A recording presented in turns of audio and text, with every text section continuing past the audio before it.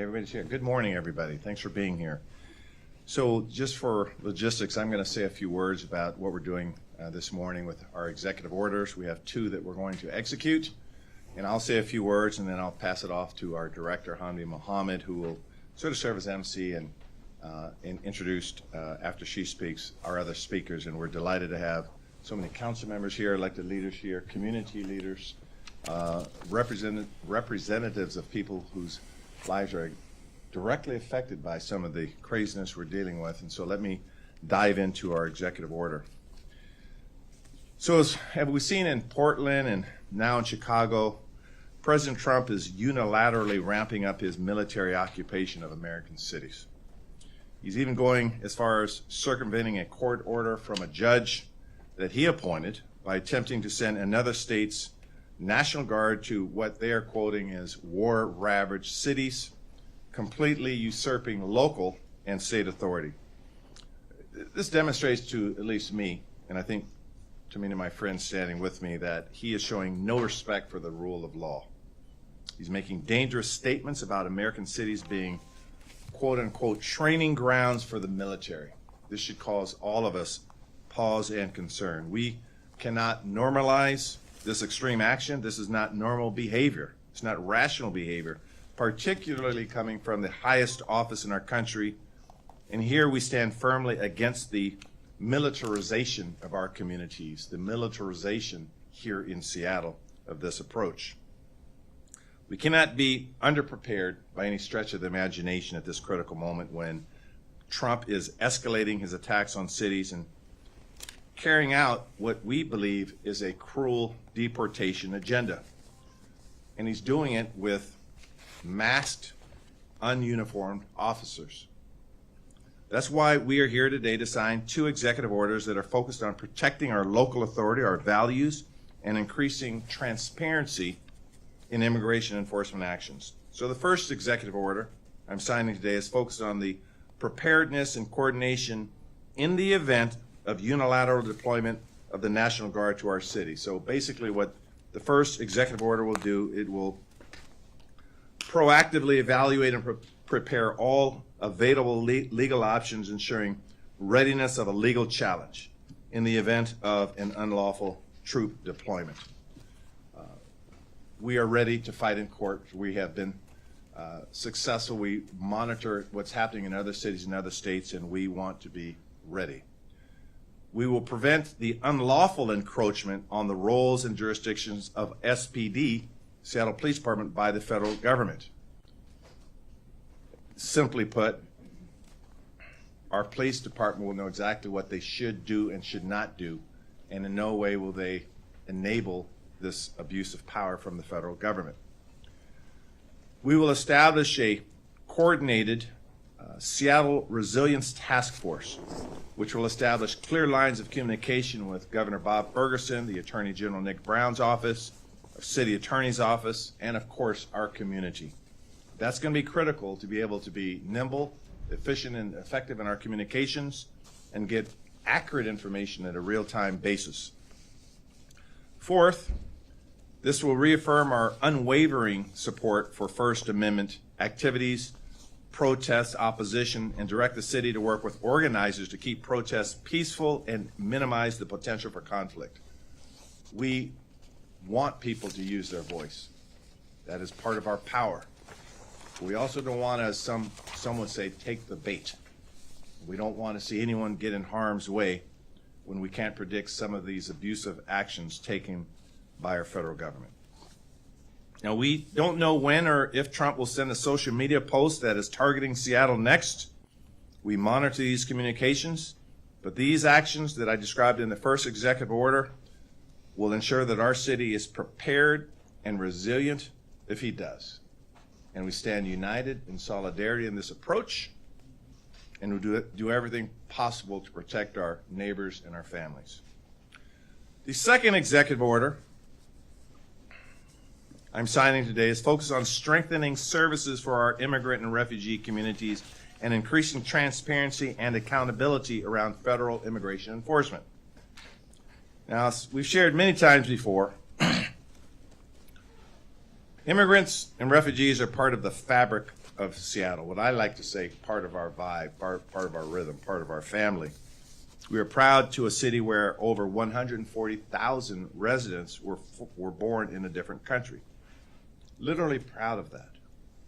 Now, we've all seen photos and videos of masked ICE agents literally kidnapping people from neighborhoods, from our streets and sidewalks with impunity. Masked agents operating without clear identification diminish transparency, they erode accountability, and they sow fear in our communities. They're waging a campaign based on fear and also creating a dangerous possibility for other bad actors. So the second executive order that I will execute will develop an ordinance in conjunction with the City Council to ban the use of face masks by law enforcement with limited exceptions in the City of Seattle, and will require all law enforcement officials to have visible emblems and badges that identify their agency. This legislation puts Seattle on track to be the first major city in the country to adopt a ban mask on federal officers. Secondly, we will provide the Seattle Police Department will have clear guidance to its members on how to respond to 911 calls where masked or unidentified individuals are detaining people in the city. We want our officers to be fully trained on exactly what to do and try to leave, to the extent possible, little ambiguity in what should be done. Third, we are proposing an ordinance that would make it clear that city property will not be used by federal immigration authorities to stage for operations or to conduct those operations to the maximum extent permitted by law. Now, this is clearly intended to prevent ICE from using parking lots and similar spaces for staging, as it appears has been done in other cities like Chicago. Sort of in closing my remarks, we're very proud that our Office of Immigrant and Refugee Affairs is meeting the urgency of this moment in our communities. Earlier this week, they hosted their first One Seattle Community Resource Fair, with more planned in the coming months, and I was very honored to be invited to that event, and I would say by all standards it was a remarkable success. Of course, our proposed 2026 budget significantly increased the Office of Immigrant and Refugee Affairs by nearly 70% so they can continue to provide legal services. Don't tell your other department heads we did that, though. Just keep that a secret. But they have to continue their work to provide legal services and workforce development, know your rights training, and other resources. And with that, I present to you our Director of the Office of Immigrant and Refugee Affairs, Hamdi Mohammed. Thank you.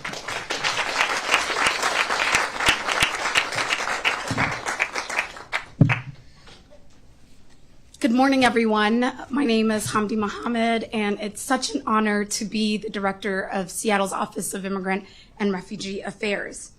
I want to begin today by thanking the advocates who are in this room and the advocates in our community and our community leaders, those who are leading our immigrant and refugee organizations, who continue to express fear and the needs of our community with both courage and clarity.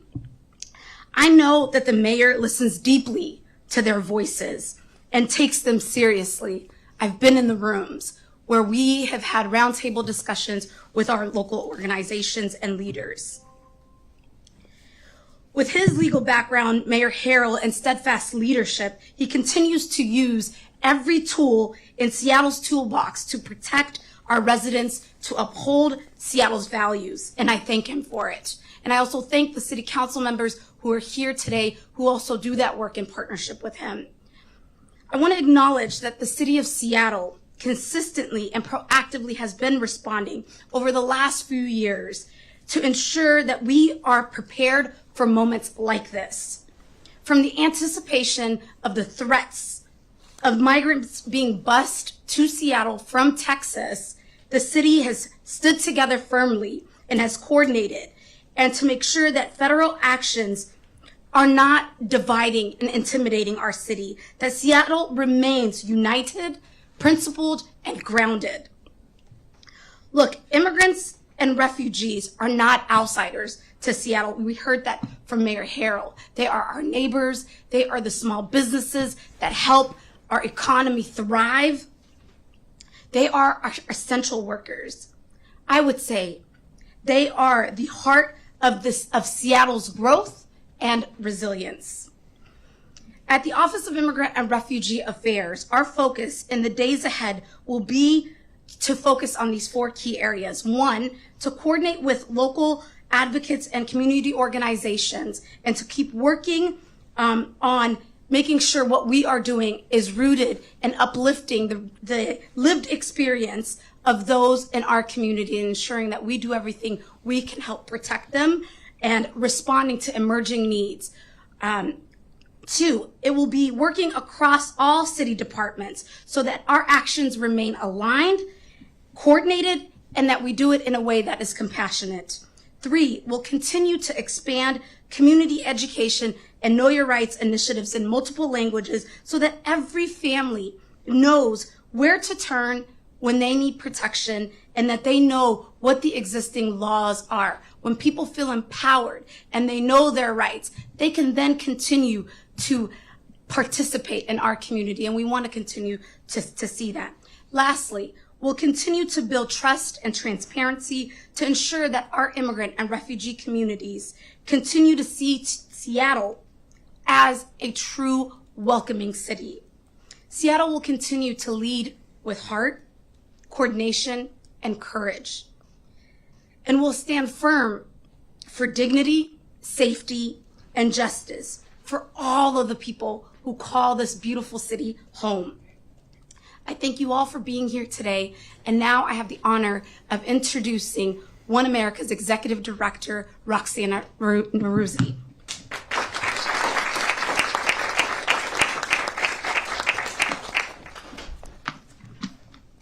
Thank you so much, first Mayor Harrell, for your leadership, and Director Mohammed for all you've done to bring our community together and bring these executive orders into our city. My name is Roxana Neruzzi. I'm the Executive Director of One America. For those of you who don't know, One America is an immigrant power building organization working to create a thriving home for immigrant and refugees here in Washington State. And I want to start with a little bit of my own stake in this. My own family escaped an authoritarian government in the late 1970s to seek safety and freedom in the U.S. We left our homeland of Iran because anyone who opposed the government was being locked up, tortured, and killed. Under Donald Trump, many of us whose families immigrated to the U.S. recognize these same signs of authoritarianism as we did back home. Except this time, it's in the country that we have sought for freedom and protection. And that's why we've built One America into a movement and organizing home for immigrants, to uphold our democracy and the promise of safety, security, and freedom that so many of us sacrifice so much for. And that promise of security is currently under threat for all of us, no matter where we were born. Each day, our communities are forced to make difficult decisions in their daily lives. Simply taking their kids to school, going to the doctor's office, or driving to work become high-stakes decisions around immigration and are faced with the decision of whether they will ever see their families again. However, over the last few months, the Trump administration has progressed from a needless and cruel war on immigrants to a full-out war on democracy itself, where all of our constitutional rights are at risk. They're trying to build out a sprawling national military and police force intended to be accountable only to the president, not to the people. But Washington is our home, not a military target. And let us be very clear, the deployment of the National Guard is federal overreach for an emergency that simply does not exist. This is not public safety. This is an attack on everyday people and on the soul of our country. And we see these tactics for what they are: an effort to sow fear, silence opposition, and attack the cities who welcome and celebrate immigrants. Cities like Los Angeles, Chicago, Portland, and DC. However, even as these cities have been demonized by the Trump administration, we've also seen incredible acts of bravery and solidarity. We've learned the importance of being organized and standing shoulder to shoulder as we are today with community organizations, faith groups, labor unions, local and state governments, and elected officials to say, hands off our neighbors. Immigrants are welcome in Washington. We will not be bullied or threatened, and we certainly will not comply in advance. These executive orders send a clear message that we will use our full power to stand up and protect our communities. Ensuring the Seattle Police Department and the city cannot and will not participate in federal civil immigration enforcement. Creating task force across departments who will meet with and coordinate responses with community organizations like One America. And writing new laws and directives to meet this moment to ensure that our local law enforcement prioritizes the safety and First Amendment rights of our residents and community members. We know we are strong when we stand together. That's why our elected leaders and city governments does its work, and in communities, so do we. One America and a coalition of dozens of organizations across the state have been preparing for the potential deployment of federal guards in Washington and escalated ICE raids. If federal troops get sent to our state, this network of community-based organizations will be ready to respond to protect our communities and our democracy. We will ensure families know their rights and how to access social and legal services. We'll create spaces for communities to come together and stand in solidarity. And we will say loud and clear in a unified voice that Seattle and Washington, everyone deserves to thrive, no matter where you were born or what language you speak. Now, the Trump administration's one goal in all of this is to consolidate power by spreading fear and division. Partnering today with the leadership of the city of Seattle, we show that we not only reject this false vision of a divided country, but also that together we can build a city as vibrant and thriving because of immigrants' communities. And together in partnership, as community organizations and elected leaders, we will be ready to protect our communities because we all deserve to be safe and secure in our city.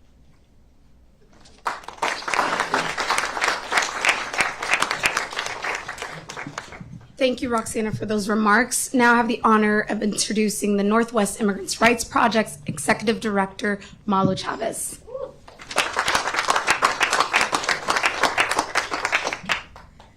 Well, today's a special day, not just for immigrant communities, but for all of us, because really this impacts all of us. What we're seeing across the country, what we're seeing in our neighboring states, and the attacks on our immigrant communities. My name is Malu Chavez. I am proud to serve as Executive Director of Northwest Immigrant Rights Project. My colleagues at NIRP, day to day, day after day, walk alongside our immigrant communities in Washington State, providing direct legal services and helping educate our client communities about their constitutional rights and the immigration benefits that the U.S. law provides. So we are hearing stories. We get to witness the experiences that our client communities are having as a result of these attacks.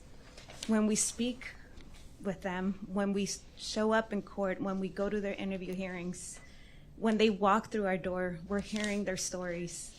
And so I'm here on behalf of our colleagues to speak on the challenges that our communities are experiencing.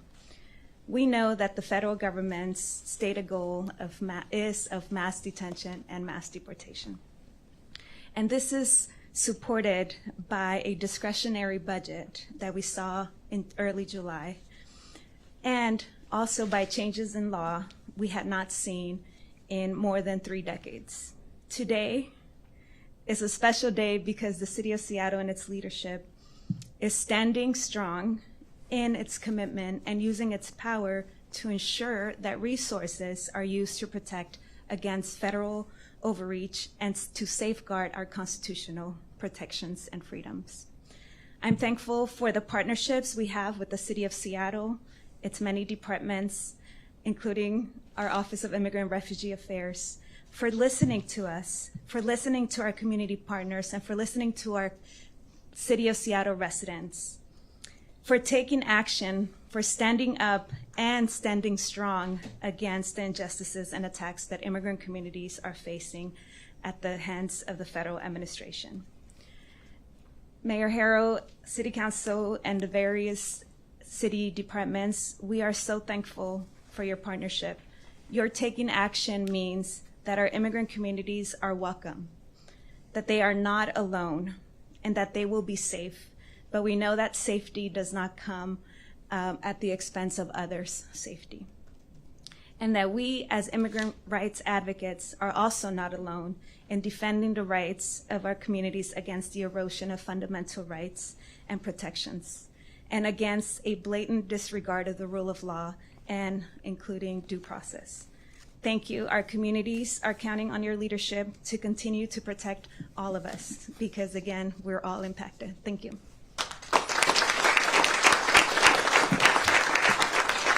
Thank you so much, Marlo, for your words. Now I would like to introduce Seattle Indivisible's board member, Kathleen, who will say a few words. Thank you, Mayor Harrell and Director Mohammed, and thank you to everyone standing here today. Seattle Indivisible is proud to join this effort because our city must remain a place where no one lives in fear for who they are or where they come from. When federal agencies act outside the bounds of law or humanity, we have a duty to draw a line and defend our neighbors. This executive order and proposed ordinances are statements of principle that Seattle will not collaborate with cruelty, it will not give legitimacy to raids that tear families apart, and it will not stand silent while human rights are violated in our streets. We know that words alone will not stop an armored vehicle or a deportation order, but solidarity, spoken clearly and lived out daily, still matters. It tells every person being targeted that they are not alone, and it tells every official planning escalation that we are watching, organizing, and will not yield.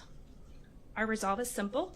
Whatever comes, Seattle Indivisible will stand with our immigrant and refugee neighbors and all being targeted by the federal government. Seattle will not be intimidated into abandoning its values. Thank you. Okay, we're going to sign it, and then we'll come back for any questions. So let's sign the executive orders first.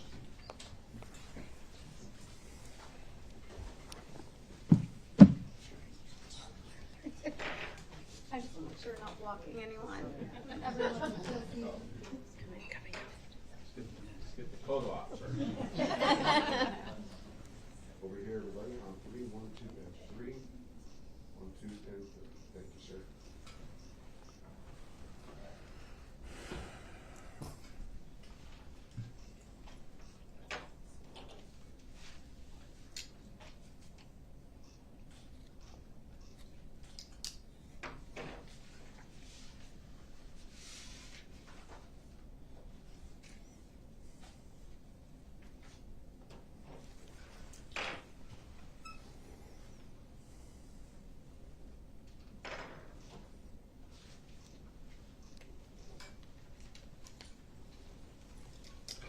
They're signed. Woo!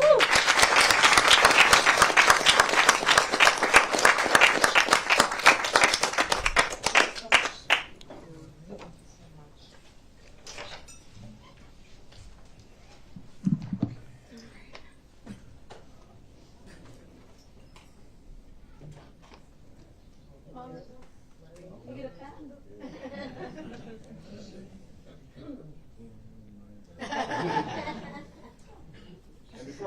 And before I entertain any questions, I want to thank the Honorable Sharon Tomiko Santos for joining us here to give the state's perspective, and we know this issue is near and dear to you, so thank you very much for being here, Sharon. Okay, with that, we'd be more than happy to take any questions. Yes, ma'am.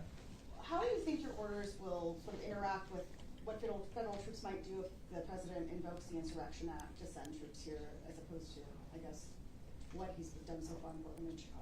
Yeah, it sort of addresses it head on. Number one, if you look at the legal definition of insurrection, and we don't believe any of the activities in Seattle meet that definition. So we think from a judicial standpoint, we're on solid footing. One thing we have been doing consistently we're building the case, always building the case. So when we start talking about crime down, certain rates going down, safety up, it builds the case that this is not the type of fact situation that warrants the imposition of the Insurrection Act. And so, again, you look back at other historical activities in this country, we don't have that here in Seattle. And so at a previous press conference when we said, we don't need you here, that was part of the continued record where we don't think that the Insurrection Act applies here. And I'm going to ask a call on anyone else that wants to add any other comments to this. Do you want to? Sure, absolutely. Thank you, Mayor. I'm Deputy Mayor Greg Wong, head up federal response for the mayor's office, Mayor Harrell. What Mayor Harrell said is absolutely correct. It just does not apply here. But I think that what's also equally important is that we're giving directive to how our local police department, Seattle Police Department, should interact or not interact with federal troops, whether they're the National Guard or other federal forces, regardless of the basis for them being called up. So all of the contents of the order will apply equally. Thanks. Erica? I understand that cities can obviously only do so much, but I'm curious, how do you plan to enforce things like the mask ban and like the prohibition on local police participating in immigration enforcement and other activities? California already has a mask ban, for example, and I believe the federal government is violating it. Yeah.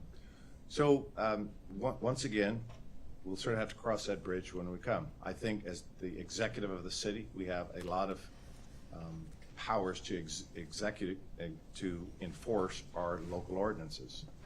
I think our police department has to make sure our local ordinances are complied with. So in our enforcement scheme, again, that's one reason why there's a component of it directing our Seattle Police Department to make it very clear, when I use the word, the lack of ambiguity in what they're to do. So some of the enforcement mechanisms will be developed here in a matter of weeks, not days. We actually have drafts that we're working on now to make sure the enforcement piece is effective.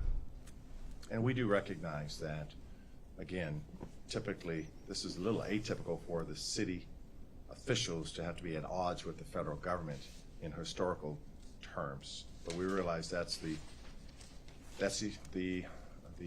hand that we're dealt dealing with the Trump administration. I come here and I come here. Chris? You look outside right now, there's not much going on. Are you aware of anything imminent, or are you worried at all that you're kind of poking the bear here and asking for the spotlight to be put on Seattle by doing this? Good question. No, I'm not worried about poking the bear. What I'm determined to do is to protect our communities. And I can't let the emotion of worry get in the way.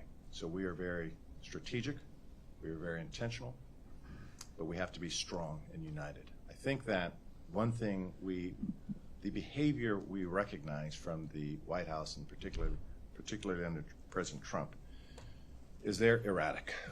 And they try to use fear as a strategic advantage. When I say don't take the bait, I can't take the bait. So what we do is we have to be smarter and strategic, and we have to know the law, and we have to comply with the law. So worry is not the emotion that I'm faced with. I'm faced with hope and faith with my colleagues, and I have strong people on the team. So it's not so much worry. But make no mistake about this.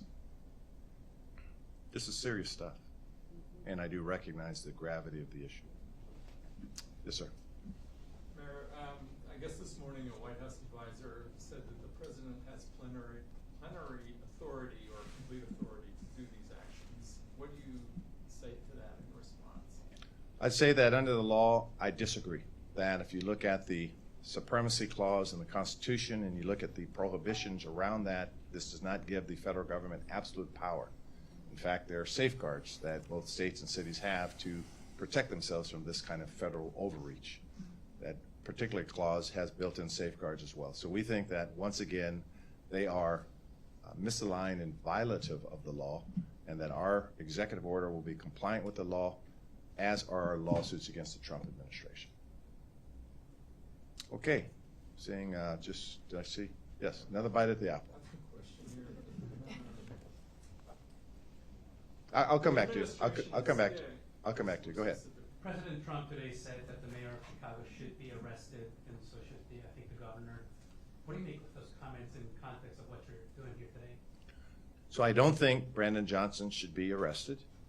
I think that the letter that no doubt he received, that I received from the U.S. Attorney General Pam Bondi, threatening criminal liability against him and against me, that these are serious concerns. It's not something I look forward to, getting a letter like that. Once again, as an attorney, I think we are on solid legal grounds, and they are not. So rather than, again, to use Chris's term, worry, rather than worry, we do this, and we do this. So again, we think the law is on our side, the facts are on our side, the data is on our side, and we're on solid footing, and we're confident that we'll protect our immigrant and refugee communities. Yes, sir. So the administration is actively trying to recruit SPD officers. Have any left? And let's see what else. Right here. What does that do to the safety and Sure. to safety and recruitment efforts in general? I'll answer it in the Mariners are so hot right now, a press conference is not going to go complete without one sports metaphor. So I'm going to tell you that right now. I'm just trying to find the right opportunity. So I'll use it, I'll use my answer in this sense, that in college athletics, coaches are always trying to recruit. And with the NIL rules, they can recruit with different tactics, and it's usually money. Well, we're recruiting good police officers. They're recruiting ICE agents. We are better recruiters. We are a better team. We are on the right side of history. Our win record is stronger than theirs. So he's trying to recruit, and I don't know specifically if we've lost any officers to that or retirement, so sometimes they're retired. But we are stronger recruiters, and that's part of my job as executive. That's part of the chief's job. That's part of the city council's job. It's part of our city employees' job to recruit part of our city family of employees. First and foremost, they are city employees, as we all are. So we have a better recruiting strategy, and we'll recruit the right players, and we will win. Will SPD aid in the arrest and detainment of any criminal aliens? I'm sorry, I didn't hear the question, Jamie. I just heard the word aliens. What is SPD's role in?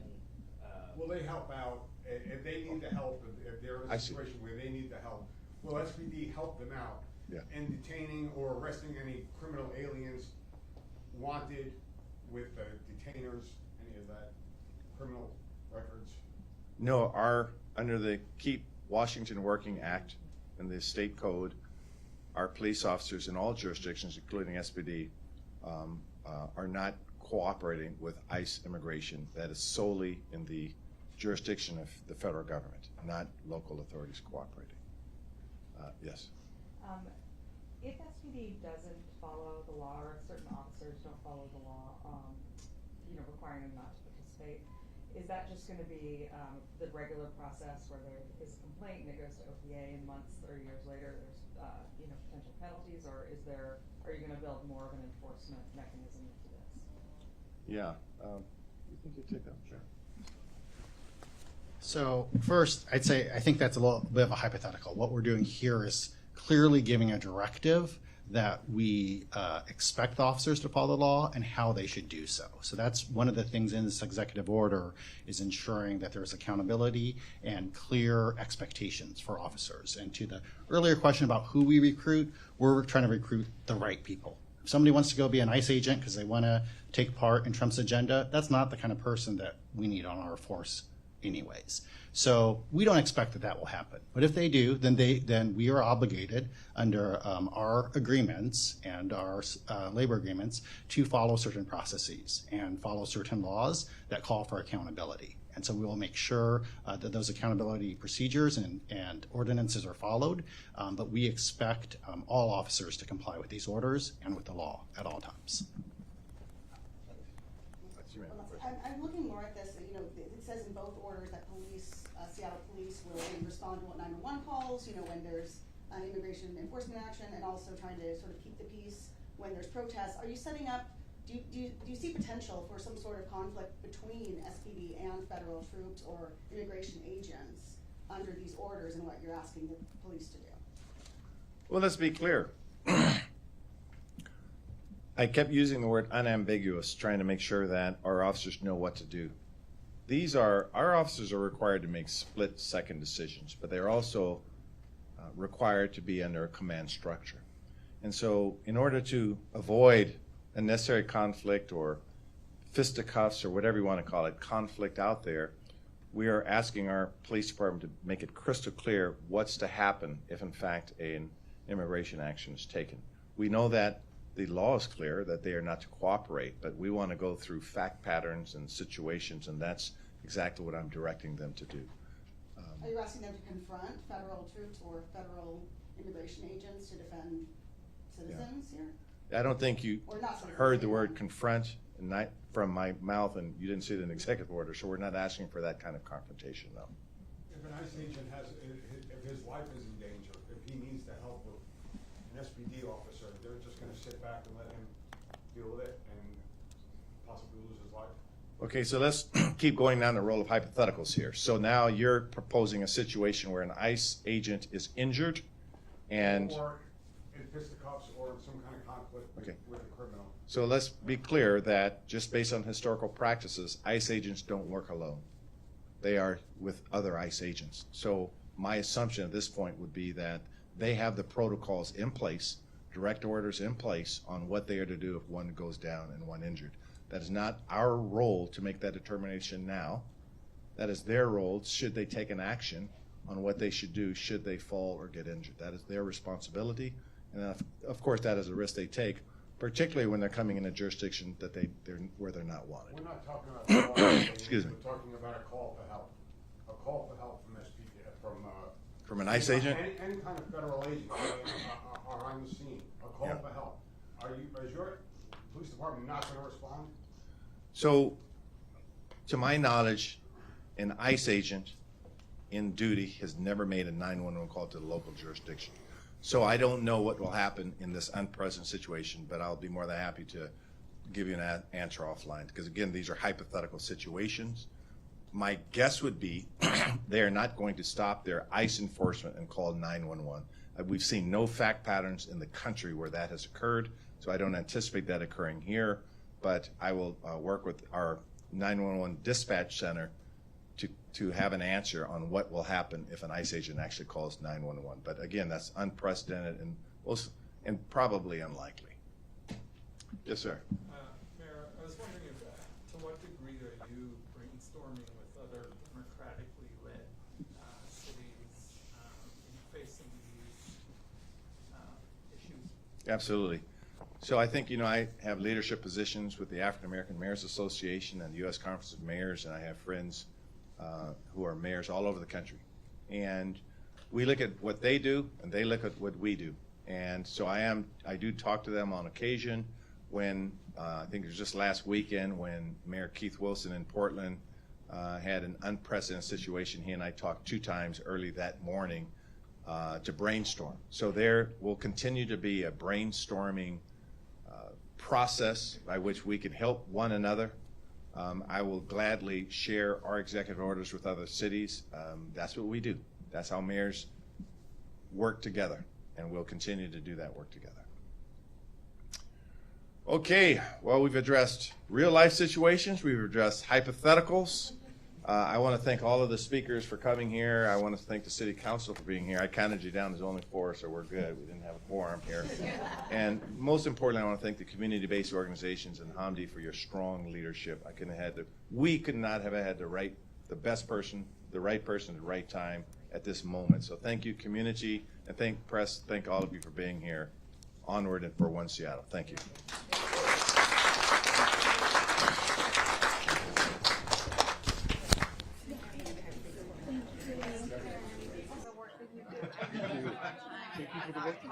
Thank you. We're in a really weird time. Yeah, we are.